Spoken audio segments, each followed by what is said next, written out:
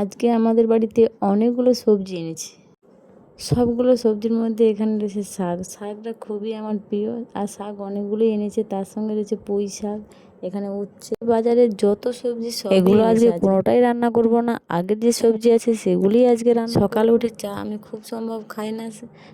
ছেলেকে পড়াতে স্যার এসেছে, তাই স্যারের জন্য একটু চা করলাম, তার সাথে আমিও একটু বানাতে যখন হচ্ছে তা খাবো না কেন, না বানাতে হলে আজকে রান্না করব পটল আর নিউটল আর আলুর তরকারি।